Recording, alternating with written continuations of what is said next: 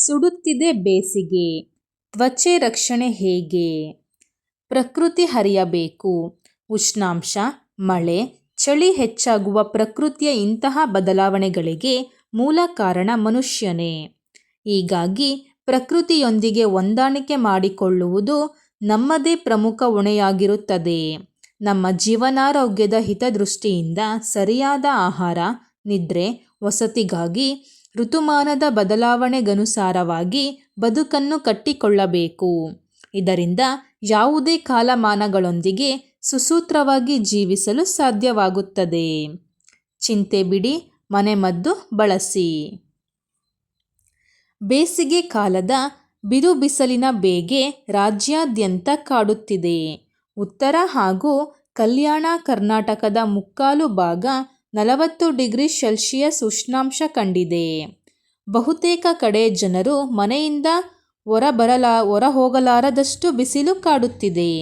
ಇದರಿಂದಾಗಿ ಜನರಲ್ಲಿ ಡಿಹೈಡ್ರೇಷನ್, ಚರ್ಮ ಸೋಂಕು ಕಾಣಿಸಿಕೊಳ್ಳುತ್ತಿವೆ. ಮಹಿಳೆಯರಿಗಂತೂ ತ್ವಚೆ ರಕ್ಷಿಸಿಕೊಳ್ಳುವುದೇ ಸವಾಲಾಗಿದೆ. ಮನೆಮದ್ದನ್ನು ಬಳಸಿಕೊಂಡೇ ಈ ಸಮಸ್ಯೆಯಿಂದ ಪಾರಾಗಬಹುದು. ದೇಹ ತಂಪಾಗಿರಿಸಿಕೊಳ್ಳಿ.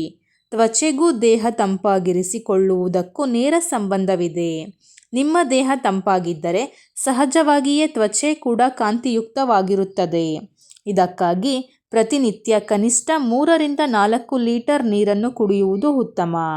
ಆದರೆ ಫ್ರಿಜ್ನಲ್ಲಿಟ್ಟ ನೀರು ಕುಡಿಯುವುದಕ್ಕಿಂತ ಮಡಿಕೆ ನೀರು ಬಳಸಿದರೆ ದೇಹಕ್ಕೆ ಆರೋಗ್ಯಕರ. ಇದರ ಜೊತೆಗೆ ಆಗಾಗ್ಗೆ ಮಜ್ಜಿಗೆ, ಎಳನೀರು, ನಿಂಬೆ ಜ್ಯೂಸ್ ಕುಡಿಯುತ್ತಿರಿ. ಕಲ್ಲಂಗಡಿ ಕೂಡ ದೇಹದ ನಿರ್ಜಲೀಕರಣಕ್ಕೆ ಉತ್ತಮ ಪರಿಹಾರ. ಹಾಗೆಯೇ ಆಲ್ಕೋಹಾಲ್, ಪೆಪ್ಸಿ, ಕೋಕ್ನಂತಹ ಪಾನೀಯಗಳು ದೇಹವನ್ನು ತಕ್ಷಣಕ್ಕೆ ತಂಪು ಮಾಡುತ್ತದೆಯಾದರೂ ದೇಹಕ್ಕೆ ಅಪಾಯಕಾರಿ. ನಿಮ್ಮ ಡ್ರೆಸ್ಸು ಮುಖ್ಯ.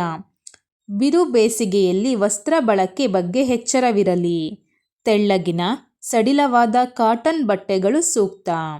ಹೆಚ್ಚು ಗಾಢ ಬಣ್ಣ, ಕಪ್ಪು ಬಣ್ಣದ ವಸ್ತ್ರ ಬಳಸದಿರಿ. ಸೂರ್ಯಕಿರಣ ಬೇಗ ಹೀರಿಕೊಳ್ಳುವ ಅಪಾಯ. ಅತಿ ದೈಹಿಕ ಚಟುವಟಿಕೆ ಬೇಡ. ಬೇಸಿಗೆ ಹಾಗೂ ಶಾಖದ ಅಲೆ ಹೆಚ್ಚಿರುವ ಸಮಯದಲ್ಲಿ ಅತಿಯಾದ ದೈಹಿಕ ಚಟುವಟಿಕೆ ಒಳ್ಳೆಯದಲ್ಲ. ಏಕೆಂದರೆ ಬೇಸಿಗೆಯಲ್ಲಿ ಹೆಚ್ಚು ವರ್ಕೌಟ್ ಮಾಡುವುದರಿಂದ ದೇಹದ ಉಷ್ಣತೆ ಹೆಚ್ಚಾಗುತ್ತದೆ. ಇದು ಶಾಖದ ಹೊಡೆತದ ಅಪಾಯವನ್ನು ಹೆಚ್ಚಿಸುತ್ತದೆ. ಸಹಜವಾಗಿಯೇ ಇದರಿಂದ ಆರೋಗ್ಯ ಸಮಸ್ಯೆಗಳು ಹೆಚ್ಚಾಗುತ್ತದೆ. ಮನುಷ್ಯರನ್ನು ಇನ್ನಷ್ಟು ಘಾಸಿಗೊಳಿಸಿ ನಿರ್ಜಲೀಕರಣಕ್ಕೆ ದಾರಿ ಮಾಡಿಕೊಡುತ್ತದೆ.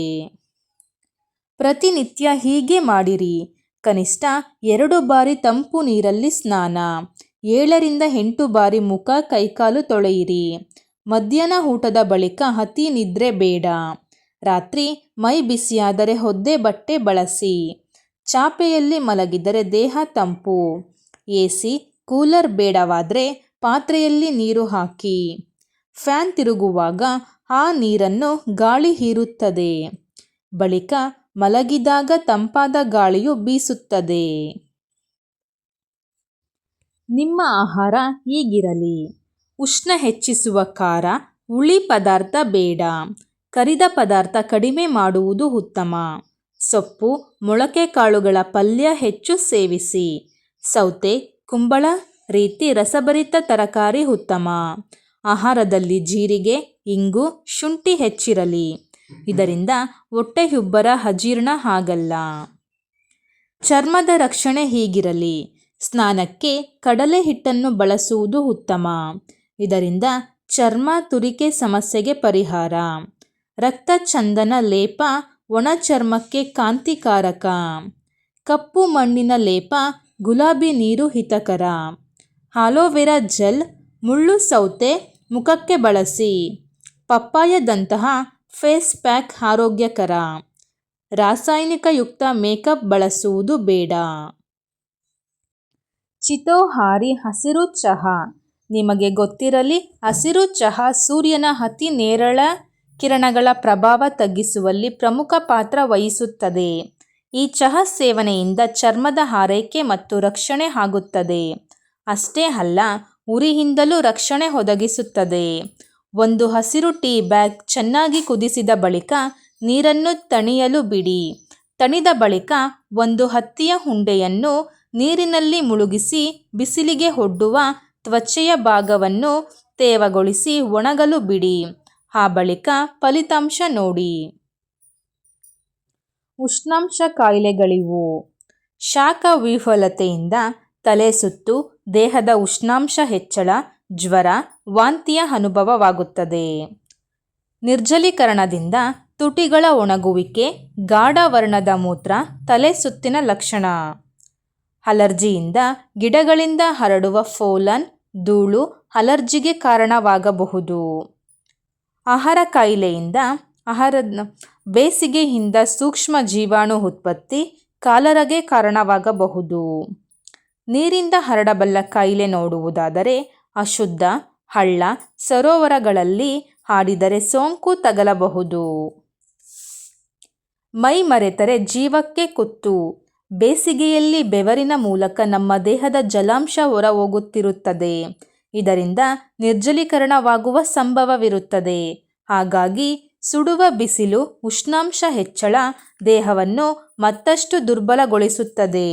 ನಿಶಕ್ತಿ, ದಣಿವು, ಆಲಸ್ಯ, ಅಜೀರ್ಣ, ವಾಂತಿ, ತಲೆನೋವು, ಸ್ನಾಯು ಸೆಳೆತ, ಚರ್ಮದ ಕೆಂಪು, ಸರಿಯಾದ ಪಚನಕ್ರಿಯೆಯಾಗದ ಸಮಸ್ಯೆ ಎದುರಾಗುತ್ತದೆ.